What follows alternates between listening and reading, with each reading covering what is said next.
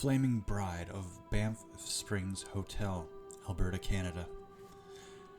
There are a few days in each of our lives, important days, when our emotions are at their highest, our senses are at their most acute.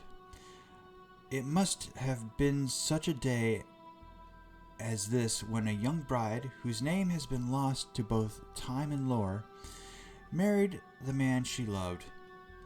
As evening approached, she prepared herself to celebrate the best day of her young life in the ballroom of the Banff Springs Hotel.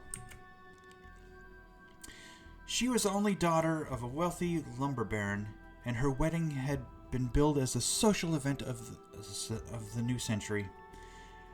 No expense had been spared, but on this opulent party, which included lavish dinner reception at the Banff Springs Hotel, the bride wore a wide dress with many layers of crinoline to fulfill her desire of looking as though she was gliding down the long winding staircase.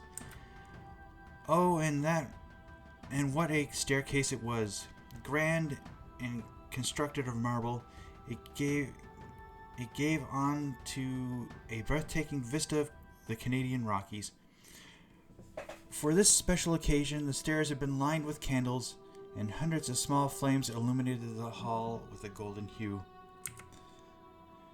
At the foot of the stairs stood her groom. The bride took her first step, their eyes locked, and the two held each other's gaze as she continued her descent. She paused for a moment on the landing, briefly taking in the entirety of the room, perhaps to savor the moment, or to take a snapshot in her mind to save as a lifelong memory. As she continued to walk down the stairs, the bride's gown billowed slightly, hardly noticeable, but just enough to brush against one of the candles.